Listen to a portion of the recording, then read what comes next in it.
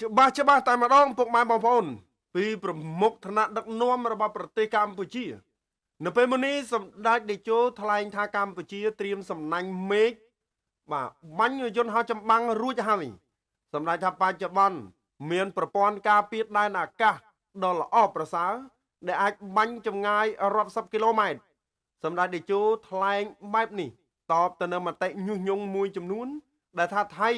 ត្រៀមយន្តហោះចម្បាំងរួចរាល់ហើយសម្រាប់ធ្វើចម្បាំងជាមួយនឹងប្រទេសកម្ពុជាបាទអញ្ចឹងពុកម៉ែបងប្អូនណាបាទសម្ដេចអគ្គមហាសេនាបតីតេជោហ៊ុនសែនបានចេញបាទធ្វើសេចក្តី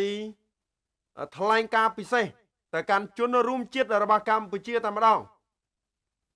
ថៃគេត្រៀមយន្តហោះចម្បាំងដោយសារតែមានមតិមួយចំនួននឹងលើកឡើងថាប្រទេសថៃឯនោះគេកំពុងតែត្រៀមយន្តហោះចម្បាំងរួចរាល់ហើយកម្ពុជាត្រៀមហើយឬនៅសម្ដេចតេជោហ៊ុនសែនតបទៅវិញថាស្គាល់យុទ្ធសាស្ត្រសង្គ្រាមច្បាស់ណាស់កម្ពុជាជាពិសេសសម្ដេចតេជោស្គាល់ច្បាស់ណាស់អំពីយុទ្ធសាស្ត្រសង្គ្រាមខ្ញុំធ្លាប់យន្តហោះអាមេរិកវៀតណាមខាងត្បូងដេញបាញ់តែធ្វើខ្ញុំអត់បានទេសម្ដេចតេជោថ្លែងដូចនេះនាព្រឹកបាទថ្ងៃទី29ខែឧសភានេះជុំវិញបញ្ហាឈ្លានពានរបស់ភាគីថៃមកលើអធិបតេយ្យភាពរបស់កម្ពុជាអញ្ចឹងបងប្អូនណាបាទពេលខ្លះបងប្អូនមួយចំនួនគាត់ចេះតែលឺតគ្នាអញ្ចឹងទៅបាទហើយចាប់ដើមខមមិនបាទចាប់ដើមខមមិនឥឡូវនេះយើងងាកទៅមើលពីសម្ដេចមហាបវរធិបតីវិញម្ដងពីទឹកដីនៃប្រទេសជប៉ុនសម្ដេចធិបតីបានបញ្ជាឲ្យចល័តទ័ពនិងអាវុធទៅកាន់ព្រំដែនដើម្បីការពារបូរណភាពទឹកដីកម្ពុជាសម្ដេចធិបតី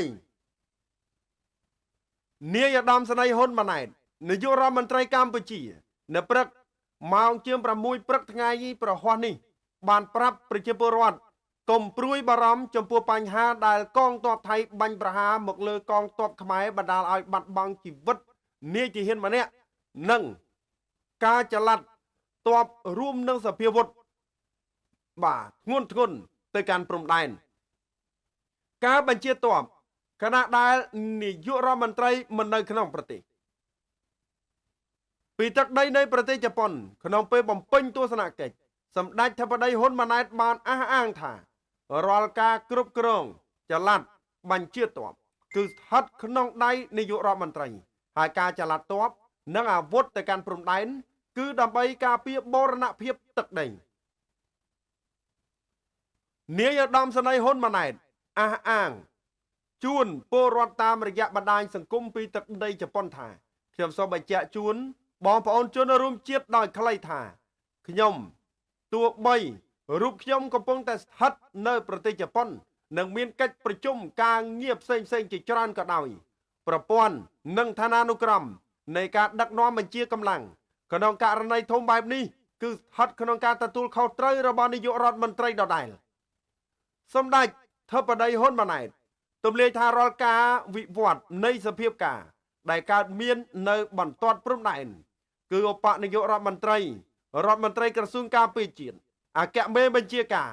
និងមេបញ្ជាការកងទ័ពជើងគោកបានរាយការណ៍ជាប់ជាប្រចាំជូនសម្ដេចរួមទាំងលទ្ធផលនៃការតាក់ទងគ្នារវាងរដ្ឋមន្ត្រីក្រសួងការពារជាតិមេបញ្ជាការកងទ័ពជើងគោកកម្ពុជាជាមួយនឹងសមាភាគីថៃក្នុងគោលដៅទប់ស្កាត់កុំឲ្យការប៉ះទង្គិចគ្នាកាន់តែរីកនិងជាយាមឲ្យសភាពការវិលត្រឡប់ទៅបាទសភាពស្ងៀមស្ងាត់និងទំនាក់ទំនងល្អរវាងកងទ័ពជួរមុខនៃប្រទេសទាំងពីរជាមួយគ្នានេះរាល់ការសម្រេចចិត្តសំខាន់ក៏ត្រូវទទួលបានការឯកភាពឬទទួលបទបញ្ជាពីរូបសម្ដេចបាទពីរូបពីសម្ដេចរួមទាំងការចល័តកម្លាំងកងទ័ពនិងអាវុធទៅព្រំដែនសម្ដេចធិបតីនាយកបាននាយឧត្តមសេនីយ៍បានអះអាងទៀតថាមិនចង់ឃើញមានការប្រយុទ្ធគ្នារវាងកងទ័ពនិងកងទ័ពដែលមិនផ្ដល់ផលចំណេញអ្វីសម្រាប់ប្រទេសនិងប្រជាជនទាំងពីរនោះឡើយជាពិសេសកងទ័ពដែលត្រូវប្រយុទ្ធគ្នាផ្ទាល់នៅសមរភូមិជួរមុខភ្ជាប់នឹងរូបថតពីរសន្លឹក ក្នុងឯកសន្តានយោធាក្នុងពេលចរចាសម្ដេចមហាបវរធិបតីដាក់ក្តីសង្ឃឹមថាជំនួបចរចានេះនឹងមានលទ្ធផលល្អស្ថានភាពកងទ័ពនឹងថមថយកម្ដៅមានទំនាក់ទំនងល្អដូចមុន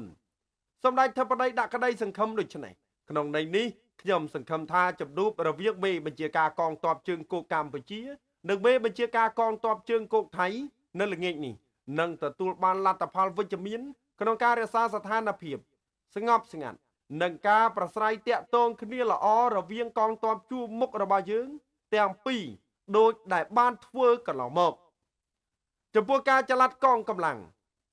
និងអាវុធទៅព្រំដែនគឺជាការអនុវត្តផែនការបម្រុងរបស់កងទ័ពក្នុងការការពារបូរណភាពទឹកដីរបស់កម្ពុជាដែលត្រូវត្រៀមជាស្រេចក្នុងករណីចាំបាច់ជាយថាហេតុណាមួយដែលអាចកើតឡើងនេះជាការអះអាងបន្ថែមរបស់សម្ដេចហ៊ុនម៉ាណែតនៅចំពោះមុខស្ថានភាពដោយដែលធ្លាប់បានលើកក្នុងវេទិកាសាធារណៈរួចមកហើយនាពេលកន្លងបន្ទាប់ពីស្ថានភាពនៅព្រំដែនប្រឈមមុខដាក់គ្នាសម្ដេចហ៊ុនម៉ាណែតនៅតែអះអាងថាកម្ពុជាមិនមានបំណងឈ្លានពានប្រទេសណាមួយនោះទេហើយយើងចង់ឲ្យការដោះស្រាយបញ្ហាព្រំដែនប្រព្រឹត្តទៅដោយផ្អែកលើមូលដ្ឋានបច្ចេកទេសនិងច្បាប់អន្តរជាតិប៉ុន្តែកម្ពុជាក៏រក្សាសិទ្ធិនៅក្នុងការប្រើប្រាស់គ្រប់មធ្យោបាយដើម្បីការពារបូរណភាពទឹកដីរបស់ខ្លួនរួមទាំងការប្រើប្រាស់កងកម្លាំងប្រដាប់អាវុធក្នុងករណីមានការព្យាយាមឈ្លានពានរំលោភលើបូរណភាពទឹកដីកម្ពុជាតាមរយៈការប្រើប្រាស់កម្លាំងប្រដាប់អាវុធសម្ដេចធិបតីហ៊ុនម៉ាណែតអំពាវនាវឲ្យប្រជាពលរដ្ឋខ្មែរកុំព្រួយបារម្ភបន្ទាប់ពីឃើញព័ត៌មានមួយចំនួនដែលបានផ្សព្វផ្សាយដោយមិនមានប្រភពច្បាស់លាស់សម្ដេចធិបតីទប់ស្កាត់ស្ថានភាពនេះកុំឲ្យរីកធំខ្លាយជាសង្គ្រាមជាតិសាសន៍បែបនេះខ្ញុំក៏សូមអំពាវនាវឲ្យបងប្អូនប្រជាពលរដ្ឋខ្មែរយើងទប់ស្កាត់កុំឲ្យបញ្ហានេះទៅរីកធំរហូតខ្លាយជាជម្លោះជាតិសាសន៍និងសូមផ្ដល់ការទុកចិត្តចំពោះរាជរដ្ឋាភិបាលក៏ដូចជាកងកម្លាំងរបស់យើងក្នុងការស្វែងរកដំណោះស្រាយលើបញ្ហានេះដោយការទទួលខុសត្រូវខ្ពស់កាលពីម្សិលមិញក្រសួងការពារជាតិនៃកម្ពុជាបានឲ្យដឹងថានៅព្រឹកថ្ងៃទី28ខែឧសភាមានហេតុការណ៍ផ្ទុះអាវុធរវាងកងទ័ពថៃនិងកម្ពុជាកើតឡើងនៅភូមិដេជោមរតកឃុំមរតកស្រុកជាំខ្សានខេត្តព្រះវិហារតាមក្រសួងការពារជាតិគឺកងទ័ពថៃជាអ្នកបាញ់ប្រហារមុនមកលើលេនដ្ឋានដែលជាទីតាំងឈរជើងរបស់កងទ័ពកម្ពុជាជាយូរលង់ណាស់មកហើយបណ្ដាលឲ្យព្រិនបាលឯកសួនរោនបាត់បង់ជីវិតភ្លាម